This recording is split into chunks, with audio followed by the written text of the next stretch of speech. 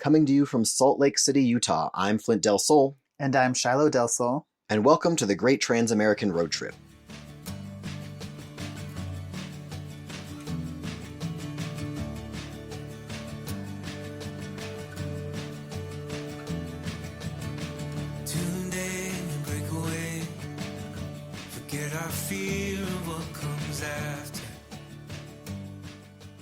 We are trans husbands who decided to leave our roots behind to become permanent nomads, traveling the country in search of community, safety, and belonging.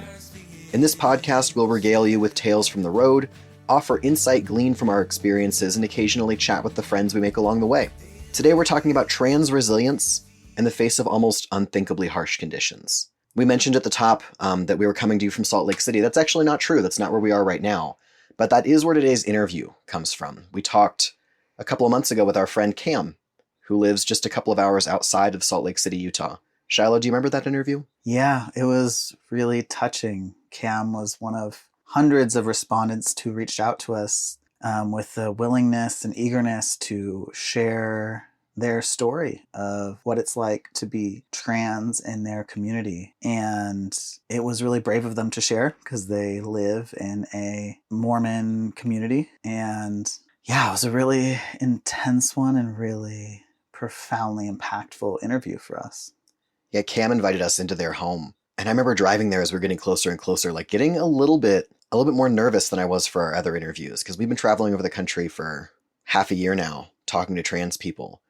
And we very rarely go into places that are where we're like really outnumbered.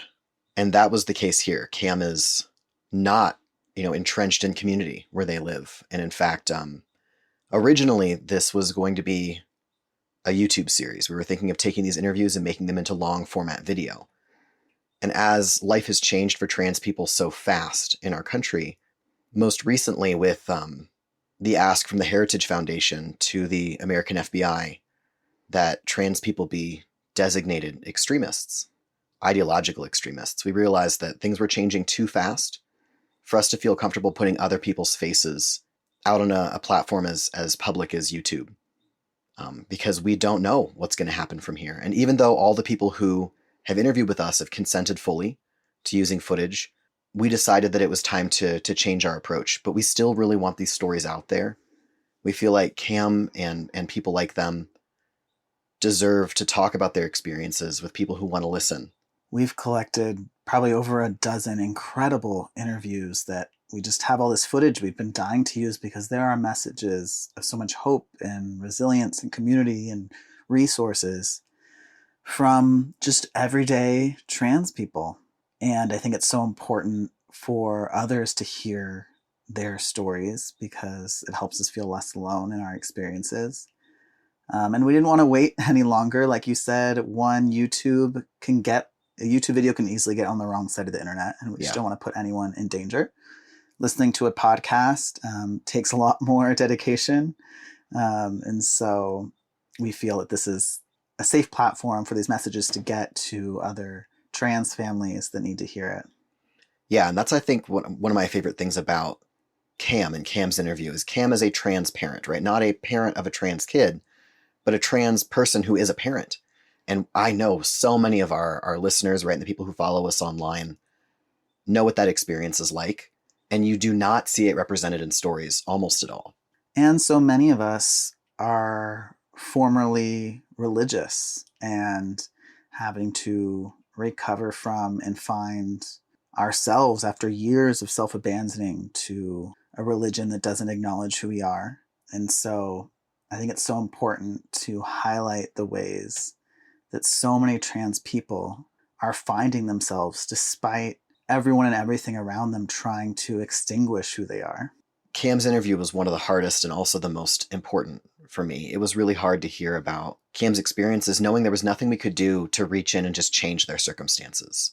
I've never wanted to kidnap someone so bad in my life. I just wanted to throw them in the back in our trailer and just take them around the country with us. Because I think we all know what it's like to feel stuck and to feel like you are alone. And Cam's not alone, and we're not alone. And I hope that anybody who sticks around and listens to this feels a little bit more seen and a little bit more like they aren't by themselves as they're figuring out what they want to do next. Yeah, and I hope, we'll put Cam's social media handle in the notes for the show, and With their permission. With their permission, yes, because they're one of the ways they've been able to find community is online through Instagram, and also we'll get to hear them read some of their writings. They're part of the League of Utah Writers. But it's also important to mention that the transformative work of coming home to yourself after decades of self-abandonment is messy and terrifying. And this episode is intense. We all cry. Listeners, you're probably going to cry. I'm already crying. Like, unfortunately, the majority of trans experiences, there's going to be sharing about suicide attempt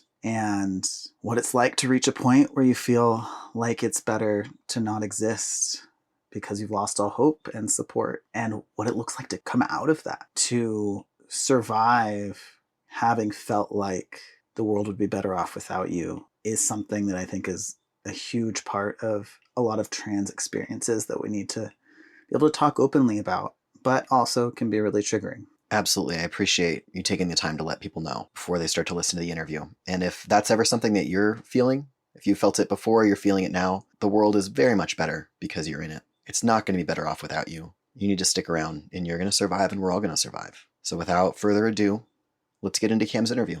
My name is Cam Hadley. My pronouns are they, them. There are 6 of us living here now. There's 7 people in my family. I have 1 kiddo on a mission in Pennsylvania. On a mission. Okay, so back it all up. A mission to where? What are we talking about? He is a member of the Church of Jesus Christ of Latter-day Saints. Most of my family is, and he's serving a church mission. In Pennsylvania? In Pennsylvania.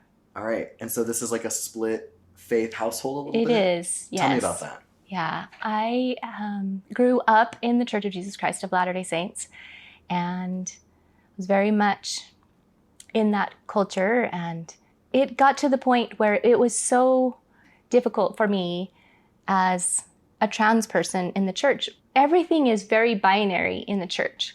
Every talk, everything they say, it always starts with brothers and sisters. And so every single thing they say, I would say, okay, that's for everybody except for me. And so it just was like a knife every single time. And then they always want to come up and shake your hand and address you as sister, which it was very difficult. And I got to the point where, thankfully, in my ward, I asked them to call me Cam, and they did. They respected that. They stopped calling me sister, and I appreciated that. That was helpful. Like, they were supportive of helping me at least feel that amount of comfort. But it's still a really difficult thing to be in a high demand religion that's so binary and not befitting. And so it got to the point where I actually felt like it would be better to die than to leave the church. Like, I actually 100% believed that, and I tried to die, but it was obviously unsuccessful. I ended up in the hospital, had to go into the mental hospital for 11 days, and I've spent a lot of time in recovery. This was like 3 years ago. I have since removed my name from the church records, formally and officially. And so, yes, we are a mixed faith family here in my house. Yeah. That sounds really hard. Yeah, absolutely. It's a day-by-day, minute-to-minute thing sometimes. Yeah, I bet. And when you're talking about being in a high demand religion, yes, right? Which I think that I get what that means, in my heart. I can feel that. But what does that mean to you, to be in a high demand religion? It 100% is in every aspect of your life. Your life revolves around the church in every way. And my family is also big BYU fans. And that's, the church's institution. And anything against BYU is also against the church. Mm. And so I have some friends that went to BYU who were queer that struggled. And when we would talk about it and talk about these real life struggles, my husband felt like they were talking bad against BYU and the church. And I'm like, they're not talking bad against BYU. they're just stating the fact that that's a difficult place for a queer person to go to school. It definitely caused like some rift between me and my husband back in that time. And he still hates one of my good friends to this day, sadly. That's a lot of conflict. Yeah, it really is. In a house, in a family. I'm trying to, like, how do you start to figure out who you are? Yeah, I had to hit rock bottom before I could let myself explore that. And I did have a little inkling that I might be autistic when I went to the hospital, and I tried to get like an autism diagnosis back at that time. I felt like that might have some things to do with it, which it does. But I was not able to get that at that time. The therapist at the hospital helped mediate a lot of those kinds of things, like the social worker that was there. So like I would meet with her and tell her like, I cannot watch General Conference. So General Conference is a church weekend that happens twice a year, and it's for 2 full days, so Saturday and Sunday, and they have like 6 hours of meetings the whole day on both of those days, and you watch it on your TV and you're just like hearing these talks, like they're just coming at you. You don't know what they're going to say, and it's straight down from the church top people, the head church headquarters.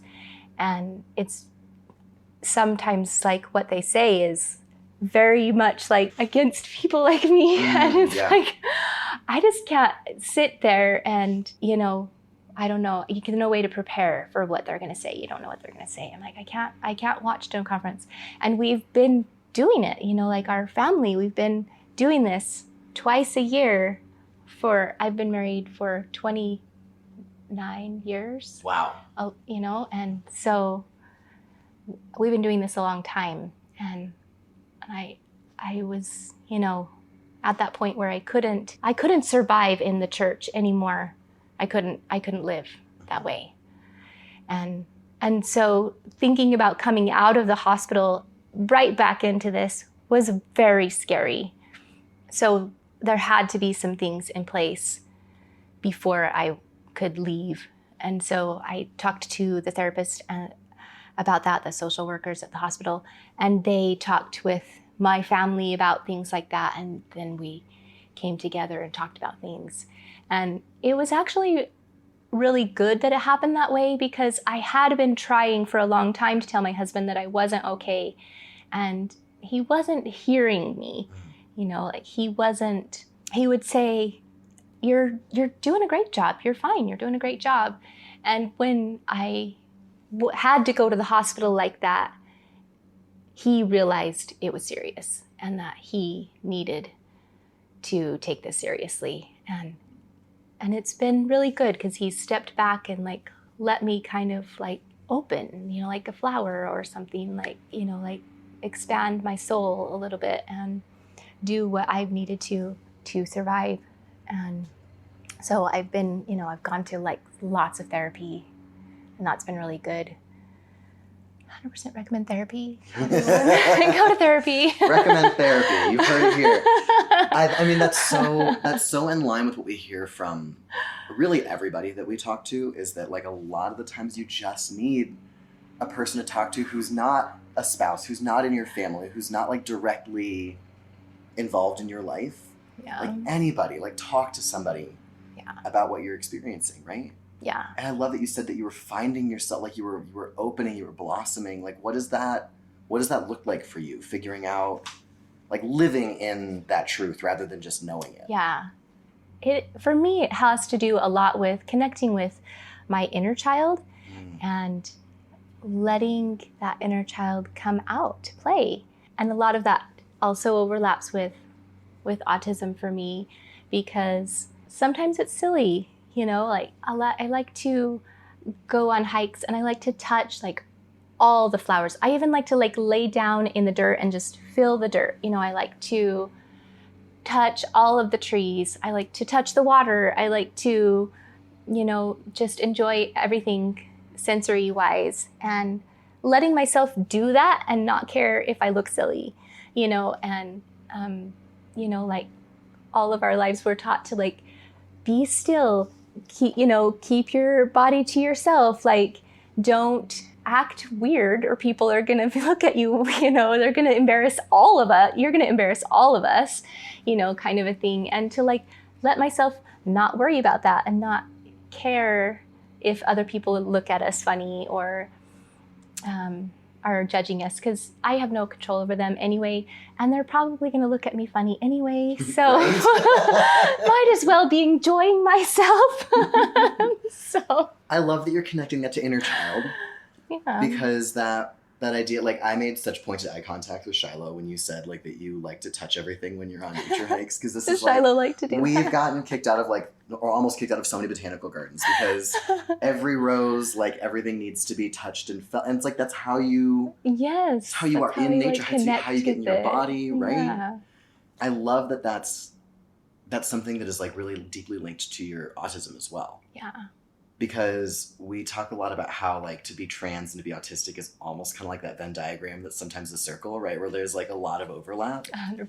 Why do you think that is? Like, why are so many of us both things? Yeah. Well, I think for me, a lot of it has to do with, I feel everything in my body so intensely that I can tell that there's like incongruence, and like, so I was raised, socialized female, and always felt an incongruence towards that. Like, even though I tried so hard, I did all the things I was supposed to do, and still it never felt like a fit. Never felt like I was doing a good job at it, but I did my best to pretend like I was, and did all the things, checked all the boxes, got married and had kids, and like did all the things I was supposed to do.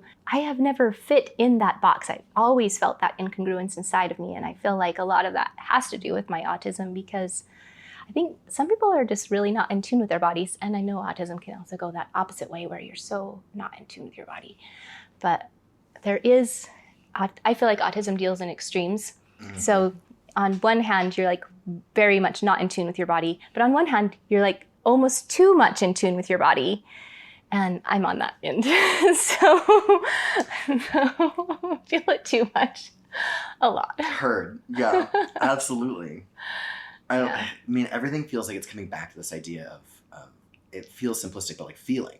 Yeah. Right? Of like letting yourself feel and understanding what feeling feels like what. Yeah. And this is, you talked about going to therapy. When I first started therapy, that was the thing that I had a really hard time wrapping my brain around, was that I was thinking feelings, or I was thinking my experiences, but I wasn't actually feeling them. Is that an experience that you feel like you resonate with at all, or is that always something that you've just been in tune with? I grew up with a dad who was super into self-help. And always read a lot of self-help books. And my parents divorced when I was 10, and he was always trying to like self-diagnose himself, thinking he was the problem in the situation and trying to like fix himself. And so I grew up with that kind of example, I guess. And so I think a lot of that passed down to me, where I kind of like internalize things a lot, or turn things around to myself a lot. Like if people say things, or I hear like even a quote or something, I'll like turn it around to how that applies to me, or like kind of internalize things a lot and hard. And well, while we're like living in your little childhood space right now, sure, like accessing that inner child, what was it like growing up as essentially a closeted trans kid? And you were in an LDS family?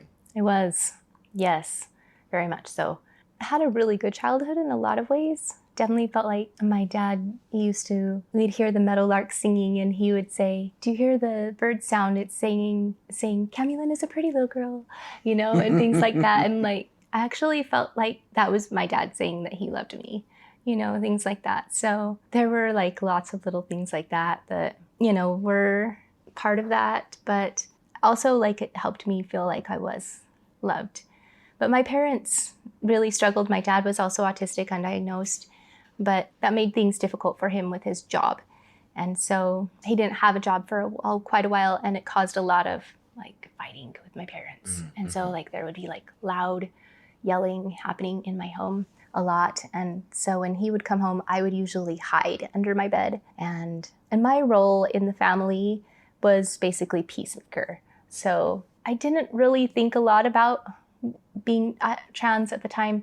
My mom would bring things up, like she talked about like intersex people, which back then they didn't call them intersex, but she would always talk about like hermaphrodites and like things like that, and trans people. And she would talk about like, it was very like, there was a big scare back then that, you know, like AIDS in the bathroom, like you could get it from dried bodily fluids that had been there for 2 weeks. Mm-hmm. Like there was like a big scare about that kind of thing.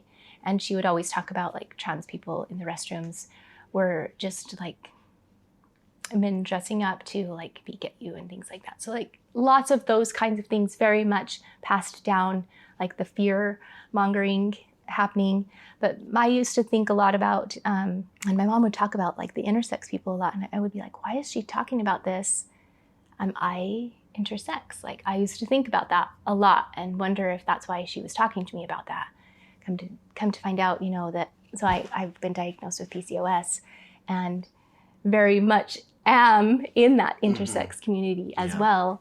And I didn't know that, but I always kind of like wondered a little bit back in my mind. But I did learn to like really suppress my feelings and, you know, just focus on playing that peacemaker role and not listen to what I was feeling inside, because I had to take care of all my younger siblings. There were 5 of us, and my parents weren't able to, you know, like my mom had struggled a lot with depression and things, and a lot of times she would just be in her room the whole day and wouldn't come out. And so like I would get up in the morning, get the kids ready for school, make them breakfast every single day. I would get us to the bus every day, and I would get up in the night with the crying kids, you know, like I did all of those things. So I wasn't connected to my own self and my own needs. I had to take care of all the other people. Yeah. And so I wasn't able to, I was a lot older. In fact, I didn't hear the word non-binary until I was about 37. And I finally got my first smartphone. And then the world opened. It was so exciting. It was actually like the best moment, you know, when I watched like some things on YouTube and stuff and learned about being non-binary, and I emailed all of my family and I was like, guess what, everyone? I'm like, there's actually other people like me. There's a word for it. There's a space in the middle. Like, I don't have to fit into this box or this box. Like, I can be here in the middle and it's okay. And my one sister, she messaged me back and she's like, thanks for coming out to me. And I was like, oh, I never really thought of it that way. Cause like, I just didn't have words for how I felt. You just had new information. You were just so excited to share the new information. Yeah, it was really exciting and liberating. And it's like, oh my gosh, there's actually other people like me, and there's a word for it, and there's a space in the middle. I don't have to fit into this box or this box, because I always thought if I don't fit in this box, then I have to fit into this one. And I knew I wasn't going to fit in that box any better than I fit in this one. So it was really like. And they only built the 2, it seemed, right? Right. Mm-hmm. So. But there are so many more than that. Yeah. And there really aren't any boxes at all, actually. Yeah. Yeah, I agree. They made them up. Yeah. 100%. I'm getting a little weepy. That was just such a sweet and genuine and beautiful thing to get to figure out who you are. Yeah. Especially what a lot of people consider late in the game, right? Yeah. Because like I'm also figuring myself out a lot later than Gen Alpha is right now, right? The fact that you said you have kids that introduce themselves with their pronouns now. Yes. It's so adorable. I just keep thinking about how lucky it is to grow up with a parent like you. Oh, thank you. Because no matter who your kids are, they have an example that it's okay to figure it out. Right. And it's okay to tell you when they're figuring it out. So even if they're not exactly like you, right? I know you've got a kid on a mission in Pennsylvania. Yeah. And you've got a mixed faith household. Like anytime someone changes it up, it's okay to talk to you about it. Yeah. Not very many kids get that opportunity to have a parent they can talk to. And I actually love that they're like out there in the world and that they can accept all different kinds of people, even though they're raised religious. They're very much in this religion that the religion itself is not very accepting of different peoples, but my kids are, even though, so they kind of have like some of both of that, but they have lots of different kinds of friends and accept everyone, no matter what kind of differences they have. So you get to be part of this little bit of healing. Yeah. Even if you can't fix everything, right? You can't go in and like fix this church. Right. But you can raise kids and you can raise an environment that's a little bit more healed than a lot of other ones. Yeah. That's really big. Oh, thank you. Yeah. Maybe I can make a little bit of difference in my tiny corner. You already are. Like, there's no maybe you can't. Like, it happened. It happened no matter what. If you vanished today, you've done so much. I always used to think, like, what if I could just, like, pluck myself out of the picture, like, wouldn't it be so much better? Like, everybody else would be just, like, fine if I was just not there, And so that's actually, like, really huge to think about. It's so hard. Yeah. And it's really lonely. Yeah, absolutely. It's really lonely. That's actually the hardest part. Especially like here in this area, there doesn't seem to be like a whole lot of like outside support. It's been very difficult to find like support and resources here. And I've tried several different like groups and things, and went to one for a while in Syracuse. That's a really good group for like parents of queer children. Yeah. But being the adult queer person there, I was not fitting with these other adults who are my age, but their kids are queer, but not them. Like it just wasn't, I was coming away every single time and coming home and crying because I wasn't a fit. I wasn't connecting. Yeah. And so that's been a real challenge for me. I haven't found like a good support group. I've had to be my own support, figure out how to support myself, which has been really, really difficult. Yeah, I feel like there are more and more groups that are designed for parents of trans kids. Yes. But like not like trans parents. Like trying to parent as a trans person is an entirely different game. Yeah. And especially if you're not parenting really like overtly trans children. Yeah. Like you're just trying to figure out how to be a good parent while you're figuring yourself out. Because you'd said that were you the oldest? Yeah. You were your oldest and you were essentially raising your siblings. Yeah. And then when did you get married? How old were you? I was 19. You were 19. Did you start having babies pretty quickly? We actually didn't have our first till I was 25. Okay, so all right. we did have a There few was a gap. years. Yeah. But there was a husband. Yes, there was. And often, I don't want to make assumptions about your marriage. Often, there's a little bit of parenting involved in that too. Yes. I very much shoved down everything about myself at that time. Like my husband, anything that he didn't like, I just suppressed any of those parts of myself. So like, for example, I really love the band Depeche Mode. I love Depeche Mode. Yeah. But my husband does not like Depeche Mode. And so like, I just stopped listening to Depeche Mode. You stopped listening to Depeche I know, Mode? it was so sad. Now this is the moment where we really cry, right? That's such Hi, a good Curtis. example. That's such a good example of how that happens, I right? know. Like, even if you're not even being like asked explicitly, Yeah. it happens, right? Yeah. Well, like he would always make comments about that. And it wasn't directly related to queerness for me because he had a cousin who was queer who liked Depeche Mode. And so there was association with that he was like, oh, we can't like Depeche Mode because queer people like that. And so it was also part of that. Like I felt like, oh, that part of me is bad. I need to suppress. I need to be more righteous. I need to work harder, pray harder, like do everything better so that I can't be queer, I can't, and so yeah, I doubled down on myself, worked harder, prayed harder, like did everything way better. I was the most righteous, like I really was.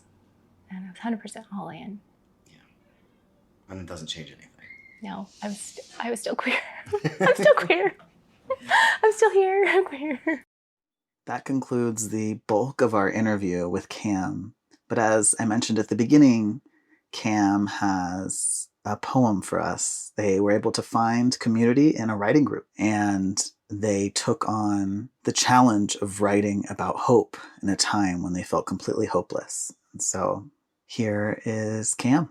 This doesn't seem like a very hopeful time, so I didn't think I would participate, but I felt like I needed to. So I needed to like dig inside and find some way to have hope in this world that seems so dark sometimes.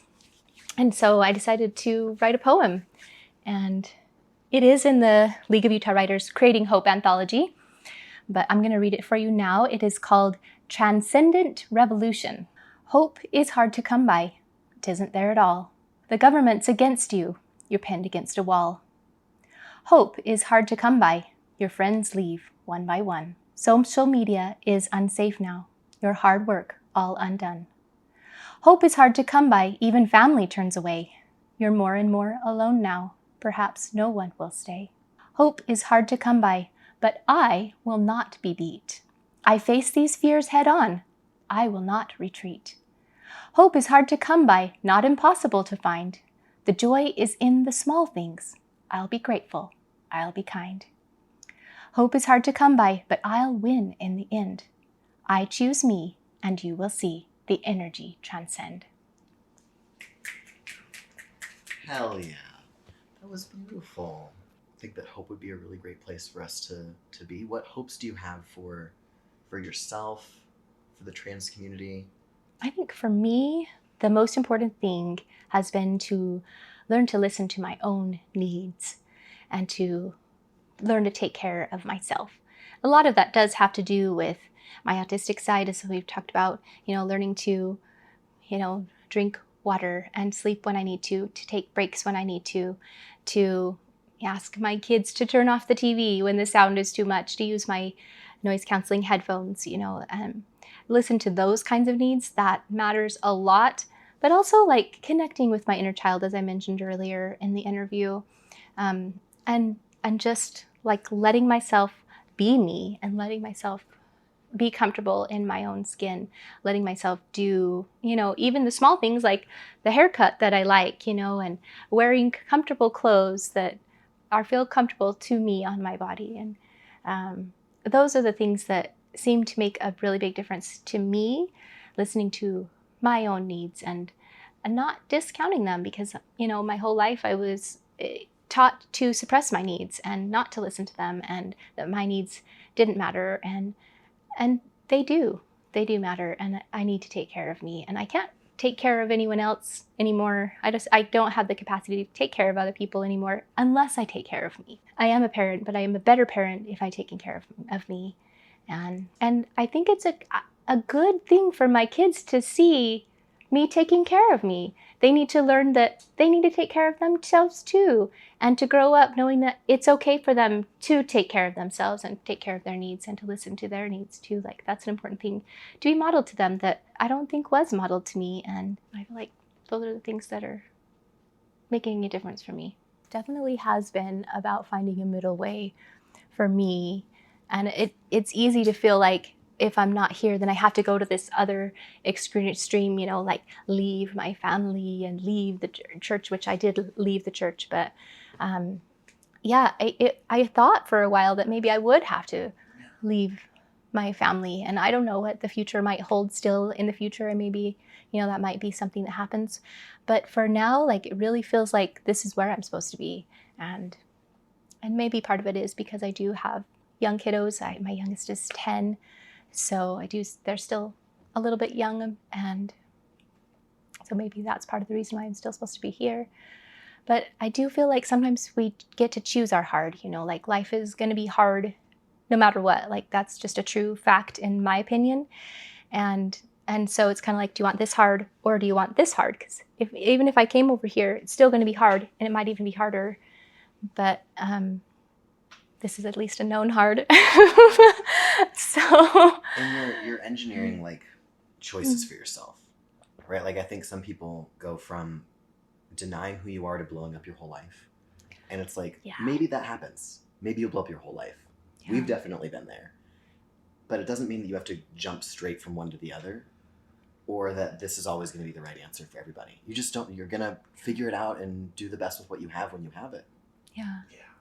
It's hard to be in the middle ground. Like, it's really hard to like be still enough to be in the middle ground.